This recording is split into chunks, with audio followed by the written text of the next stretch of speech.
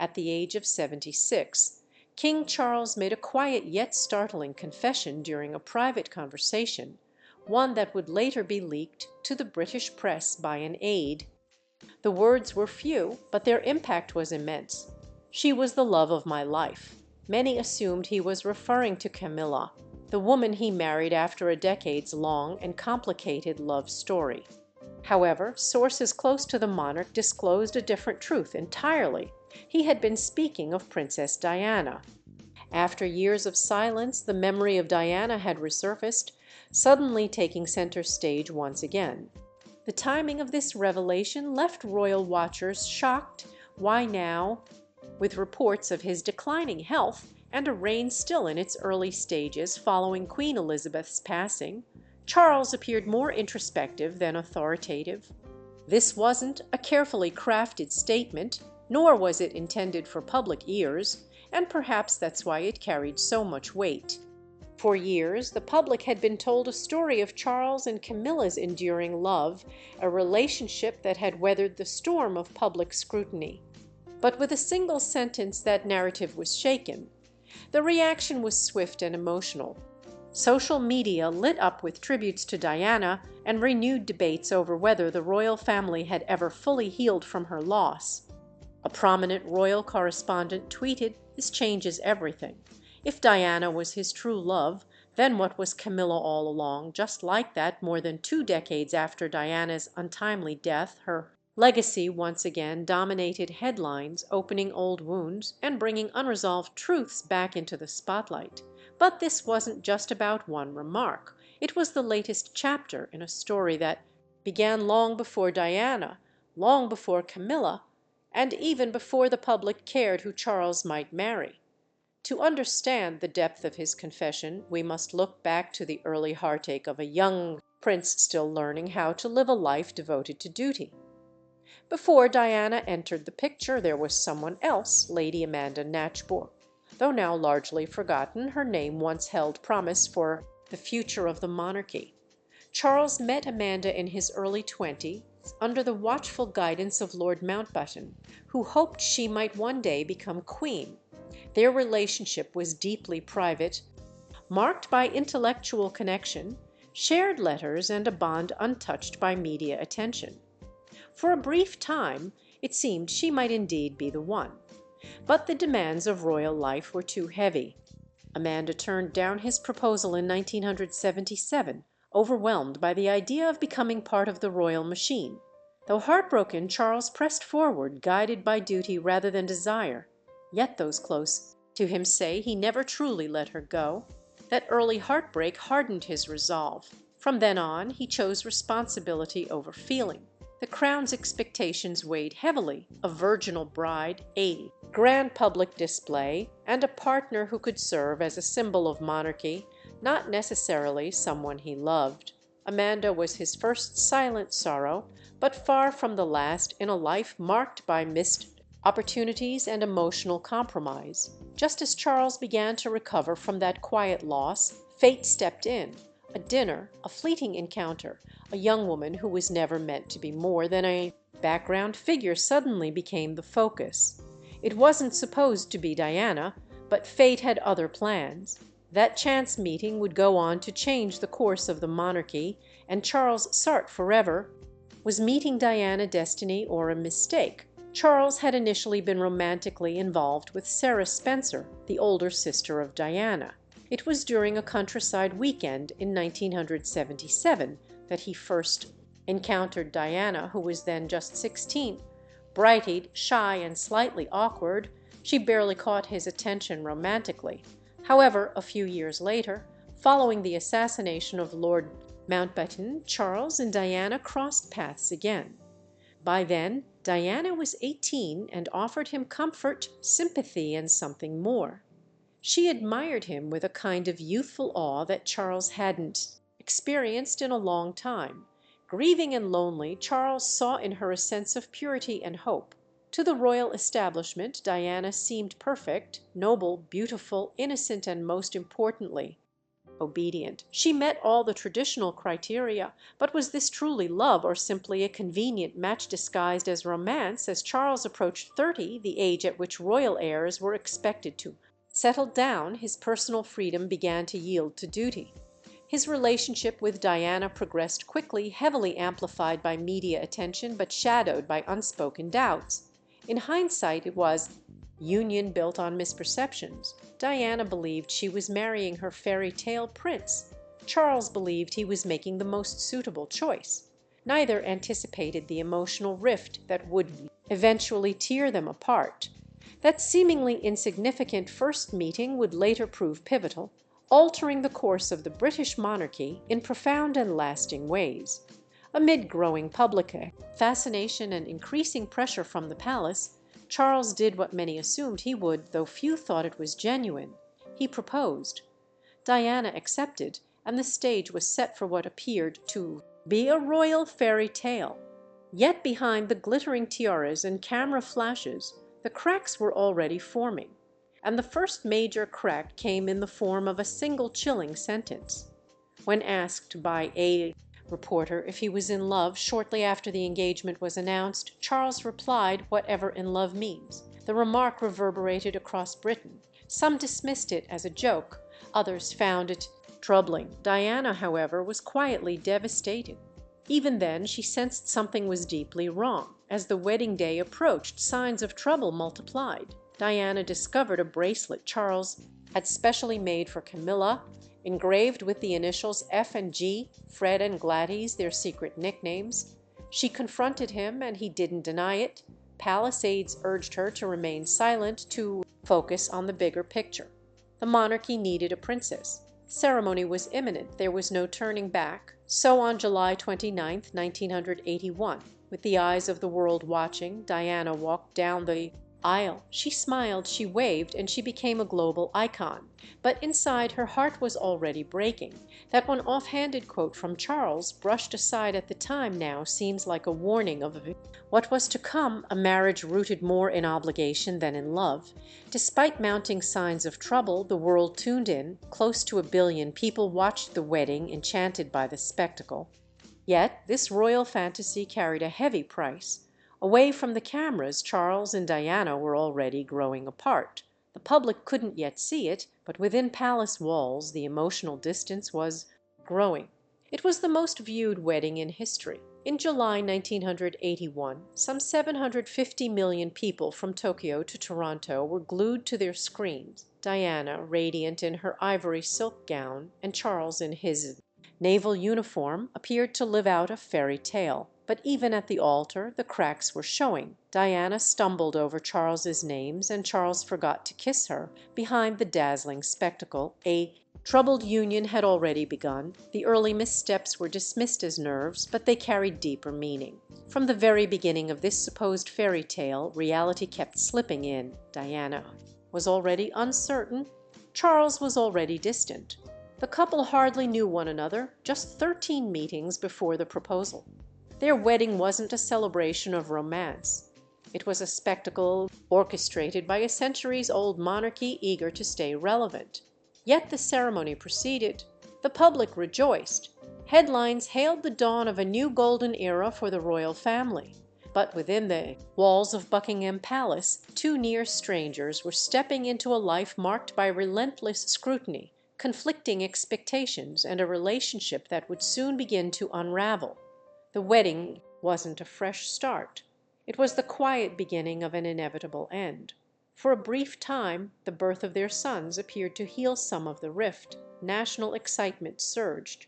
Yet, behind closed doors, the emotional chasm widened. What started as quiet tension turned into growing isolation and later betrayal. Parenthood didn't bridge their divide.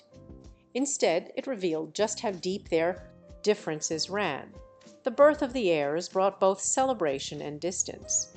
In June 1982, Diana gave birth to Prince William. 2 years later came Prince Harry.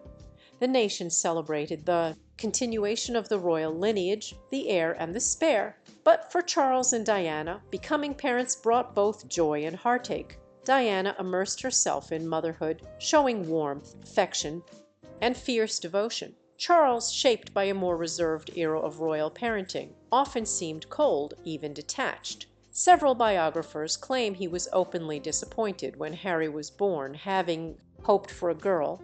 Diana would later recall the moment with pain, describing it as one of the first signs that Charles had withdrawn emotionally. But it wasn't only about the child's gender. It was about legacy. Charles appeared increasingly absorbed by Camilla, whose presence had never truly vanished. Though married to Diana, his affections and focus were elsewhere. During both of Diana's pregnancies, he allegedly reignited his secret affair with Camilla. When Diana discovered the truth, friends said she was heartbroken. "I felt like nothing more than a broodmare," she reportedly confided to someone close to her. As Charles turned back toward Camilla, Diana's sorrow became more visible. Loved by the public, she felt deeply alone in her private life, especially from the man she most needed support from. That emotional gap soon turned into confrontation. No longer the shy, reserved young woman she once was, Diana found her voice and began to use it. Her heartbreak evolved into defiance. She refused to remain silent any longer. When she finally confronted Camilla face to face, she broke a royal silence that had long gone unchallenged. It happened at Camilla's sister's 40th birthday party in 1989.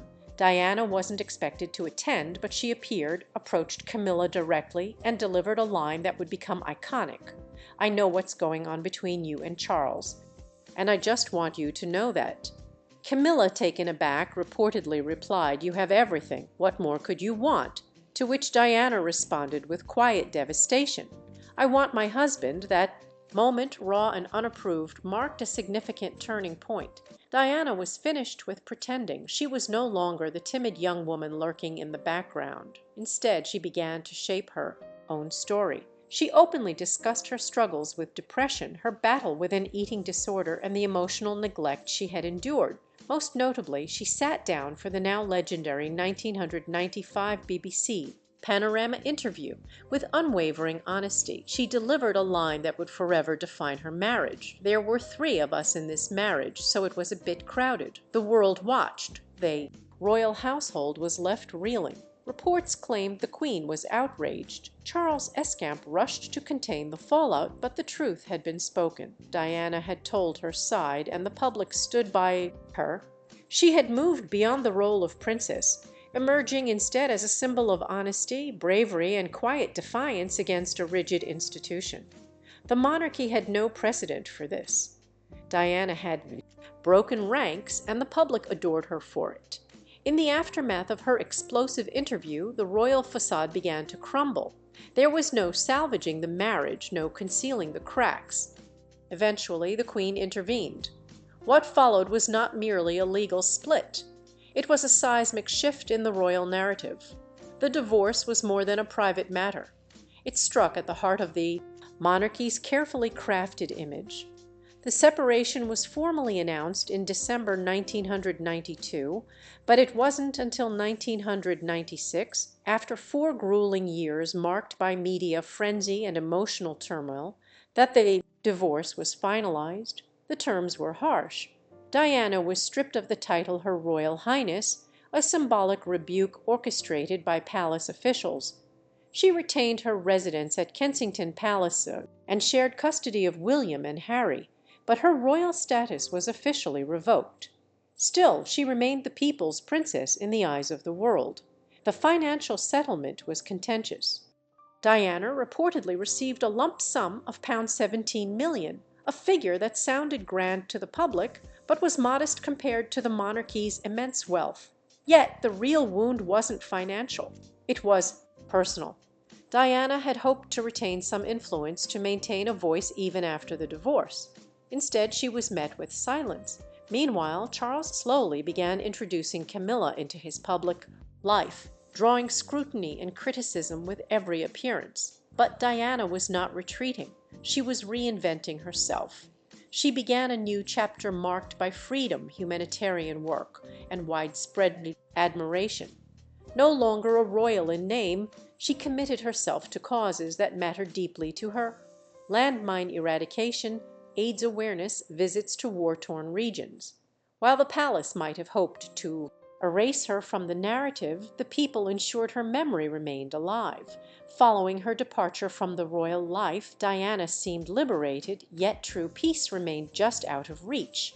A new romance, relentless media scrutiny, and the world's obsession converged during one final summer. Though she was free from palace restrictions, the glare of public attention had never been more intense, and it trailed her right up to that tragic night in the Ponto Elma tunnel. After the divorce, Diana found comfort in the companionship of Dr. Hasned Khan, a reserved and deeply private heart surgeon. She once called her Mr. Wonderful. However, the demands of her public profile along with cultural and security concerns took a toll on their relationship. When it ended, Diana was left heartbroken once again. Then came Dodi Fayed, the charismatic and wealthy son of billionaire Muhammad Ali. Dodi swept her into a fast-paced, luxurious romance during the summer of 1997. The pair cruised the Mediterranean aboard a private yacht, basking in the sun as paparazzi pursued them from one destination to the next. The world was captivated. Tabloids buzzed with speculation, talk of engagements, pregnancies, and retaliation against the royal family filled the headlines. Diana, under constant surveillance, lived every moment in the spotlight. Her every action was photographed, dissected, and commodified. Though she had left the confines of the palace, she could not escape the cost of fame. Then came Paris, August 31st, 1997. As Diana and Dodi Ali had attempted to flee a throng of paparazzi, their car entered the Pont Elma tunnel. Moments later, tragedy struck. The crash claimed Dodd's life instantly. Diana, gravely injured, was pronounced dead a few hours later. The world stood still. In one devastating, senseless instant, the most adored woman on the planet was gone. The grief that followed was immense, and so too was the anger. Many believed her death was not a random accident, but the tragic result of a system that had relentlessly pursued her. While the nation mourned, the palace maintained an eerie silence. No flag was lowered, no statements were made, no members of the royal family appeared publicly. The people demanded a response, but the monarchy seemed unprepared for the magnitude of public sorrow. When Prince Charles finally emerged, his actions carried unexpected significance, a quiet defiance against tradition. The country's grief stood in stark contrast to the monarchy's stillness. In the aftermath of Diana's death, Britain found itself in an emotional upheaval like never before. Crowds gathered at Kensington Palace, covering the gates with flowers and tributes, crying openly, seeking some recognition from the royal family. Yet Buckingham Palace remained silent. There was no address to the public, no flag at half-mast. The absence of response felt like more than a misstep. It felt like abandonment. Public outrage mounted. Tabloids ran accusatory headlines. "Where is the Queen? And show us you care." Prime Minister Tony Blair, attuned to the national mood, gave a poignant speech that introduced a now iconic term. Diana was the people's princess. It was a pointed message to the monarchy. Diana no longer belonged to the institution, she belonged to the public. When it came time for the funeral, Charles made a decisive move. He insisted on traveling to Paris to bring Diana's body home, defying royal counsel. At the ceremony, he wore a navy suit instead of the customary black, a subtle homage to a color Diana had once adored. Whether this gesture was one of rebellion or regret, it was evident that Charles was not just burying his former wife. He was laying to rest a piece of himself, a part that had once hoped for a different ending. In the years that followed, Charles set out to rebuild his public image and move forward with Camilla. But it was a long and difficult road. Despite the monarchy's efforts to reshape the narrative, the memory of Diana loomed large, and the public's forgiveness was not easily won. As the world grieved, the royal family had no choice but to carry on. Charles worked deliberately to reframe his role in the public eye. Beside him, always just out of focus, was Camilla, the woman many held responsible, the woman he had never abandoned. Their love endured, but winning public approval came at a steep price. Camilla's journey toward acceptance was long and fraught. For years after Diana's passing, Camilla Parker B.S. remained the target of public scorn, viewed as the interloper who had shattered a fairy tale romance. The public wanted nothing to do with her. She was excluded from royal events, kept out of sight from the media, and seen by palace PR teams as a liability rather than a future partner. However, behind closed doors Charles never changed his feelings. He had always loved Camilla and was determined to bring her back into the royal fold. The road to public forgiveness was slow and intentional. In 1999, Charles and Camilla were photographed together leaving the Ritz, a carefully planned soft introduction.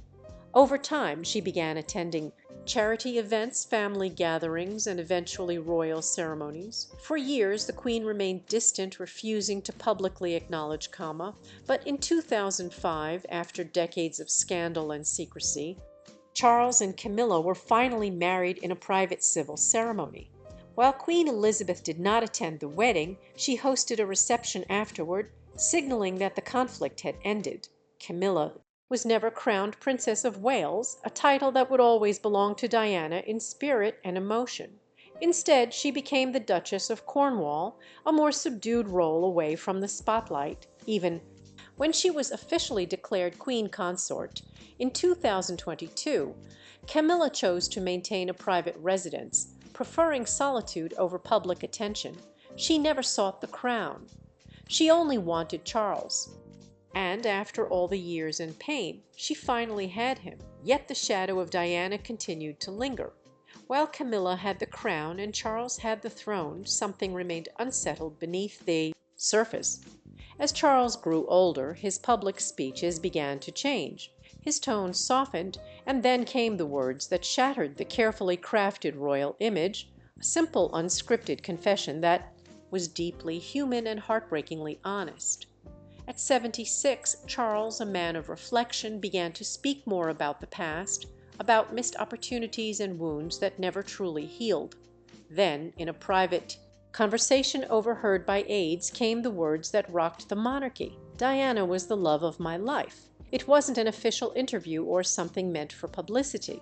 It was a quiet exchange over tea, reportedly, after looking through old letters and photos. But once the words were leaked, they spread quickly. Newspapers made it front-page news. Social media exploded, and royal spokespeople refused to comment. But behind closed palace doors, insiders revealed that Kama was shocked, though not entirely surprised. "She's always known," one former staffer confided. But hearing it out loud, that's a different matter. The confession wasn't an attempt to revive old feelings. It was about regret, about acknowledging that even kings wrestle with what-ifs. Those close to Charles say he is haunted by the way things unfolded, that he loved Kama deeply, but that Diana represented something different, a possibility, a road not taken, and a tragic loss that no crown could ever replace. It wasn't a betrayal. It was a moment of honesty from a man no longer hiding behind duty. With those words, Charles reopened a decades-old wound, not for scandal, but in search of truth. Because at the heart of it all, this story is not just about crowns and palaces. It's about love, loss, and the burdens of a life lived in service to others. It all comes down to one final painful question. Was it always Diana? As the dust settles following Charles's confession, the world is left wondering, was Camilla his partner, but Diana the one who captured his heart? Can both be true? Or does one love inevitably overshadow the other? Some royal commentators argue that Charles' admission was a mistake, believing it undermines everything he built with Camilla. However, others view it as the most honest moment of his entire life. The notion that Diana was his true love shifts the perspective on everything. The arranged courtship, the cold wedding, the infidelities, the divorce, even the way he grieved her for years. While Charles was once seen as the villain, perhaps he is now something else. A man torn between two women, two worlds, and two kinds of love. Camilla provided comfort. loyalty and longevity. But Diana was the spark, the fire, the one who got away. For Charles that may be the love that leaves the deepest scar. Ultimately it is not for us to judge. It's for history, for William and Harry, and for the public that witnessed this story unfold over 5 decades.